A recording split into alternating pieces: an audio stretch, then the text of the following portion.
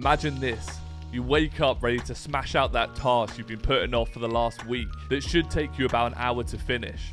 But then you look at the time, it's 9 PM, and you realize, why can't I get anything done? So many of us struggle with this. I know I do. But what if I told you it wasn't your fault? And the solution is a lot closer than you think it is. Flow is a state of mind where work seems effortless. Time fades away and you're purely focused on whatever task you're doing. You might have felt this gaming, working out, playing a sport. It seems easy to break into the flow when it's an activity that's intuitive and we enjoy. But how can we use this superpower in work and hobbies that seem to take a lifetime to complete? Luckily for us, some very smart people have come up with the answers. Rianne Doris and Stephen Kotler have researched the ways we can get into flow, and they've given us the 4 pillars so we can gain that state of flow on command. The 4 pillars are blockers, proneness, triggers, and cycle. The world today is full of distractions. Everything you see, hear, interact with has been designed to make it as addicting as possible. And if these things are so addicting, there's no wonder we can't get into flow. These are what they call the flow blockers. If you were about to hike up a mountain, the first thing you'd make sure was that you weren't injured, because you wouldn't be able to climb a mountain if you had some severe injury or some disease, because that would block your hike. And these addictive technologies are basically the same thing for flow. Your mind is wired to go into the flow state, but the conditions are almost never right for us to get into flow. In the 21st century, you have to work for it. The biggest blocker of flow that I've found for many people is your phone. Some of you might be using it while you watch this video. I know I do that when I watch YouTube. It's so accessible, and the addictive nature of social media and apps make it almost impossible to fully focus into flow. If you want to break this blocker, you have to remove it. Get rid of your phone for the first 2 to 3 hours in the morning and focus on whatever task you're trying to complete. Rianne Doris calls this the flow before phone method, and I think it works quite well. It's not some weird hyper productivity hack, but if you can get that work done before lunch, it means you have the rest of the day to relax because you've done that task that's been plaguing your mind. And it actually benefits you a lot more than if you were doing it normally. So now that we know how to remove the blockers, let's go on to the second stage, proneness. Going back to this hiking analogy, proneness could be compared to experience and fitness when it comes to hiking. The better you are at it, the easier it becomes. And flow is exactly like this. The more you get into the state of flow, the less amount of time it takes and the less effort it takes to get into flow the next time.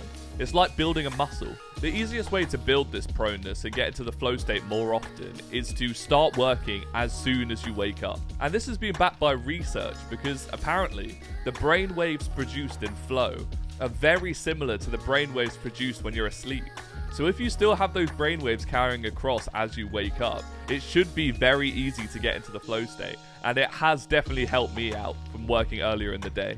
Also, working earlier, it takes away a lot of life's distractions because a lot of people aren't up if you're working like 6, 7, 8 in the morning. So you have your full attention on the task you want to complete. So now that we've got that proneness, now that we've removed the blockers, we can go on to triggers. Getting into flow is technically the easy part. The hard part is staying in flow and hitting it on a deeper level. So the best advice to stay focused in flow is clear goals, immediate feedback, and the challenge skill balance. The more triggers you can find to get you into the flow state, the easier it will be for you to maximize your efficiency. A good way that Rianne Doris put this is the surfing analogy, right? Sports and activities are very intuitive for flow. So if you think about surfing, it could probably help you build triggers for work. So surfing, clear goals would probably be getting on the waves and riding them. That's the goal. That's what you want to do when you surf.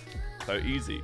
Immediate feedback is when you're on the wave, you're trying not to fall off. You're trying to balance the board and you're taking actions against the waves. And the challenge skill balance is you'll pick harder or easier waves to suit you so you don't fall off all the time or you don't get too bored. So if you can suit this around your work, it will make it so much easier for you to get into flow. And the studies have shown that if you're trying to challenge yourself 4% better than your skill level currently, that's the optimal range for getting into flow. Now, the final of the 4 pillars, cycle. Probably the hardest part for anybody trying to get into that deep level of flow. So on this cycle, it starts with struggle.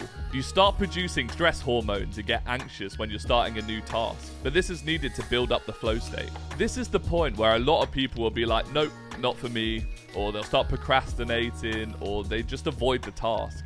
And this is why a lot of people can't get into the flow state, because they can't get past this first struggle stage. They'll be in and out of the first step of flow for their whole lives and never get anything done. So if you can master the discomfort of starting a task, it will make it so much easier for you to stay in flow. And think of it again like a muscle. The more you do it and the more you try to grow your attention span, the longer you can stay in flow and the deeper you can stay in flow. So then after you've broken through the struggle, you'll hit the release and you'll go straight into flow. And this is where you get all of your work done. And this is like the epiphany moment for a lot of people, because being in this absolute focus is so rewarding and you get so much of a dopamine rush, and after a while you'll want to be in that flow state again and again. And then after you finish whatever task you're doing, and you'll hit the fourth stage of the cycle, recovery. If we keep thinking about it like a muscle, after you use a lot of flow, it takes a lot of energy out of the brain, so the recovery is your brain recreating those pathways to make it easier for you to get into flow the next time round. And if you can do all 4 parts of this cycle, you will become a master of flow and you will get so much more work done in your day. I hope this video has helped you out, and I hope you get into the flow state more often. If you have any questions or feedback, please leave them in the comments. I'd love to hear it. And subscribe to the channel if you like videos like this. And as always, take one step a day towards your dreams.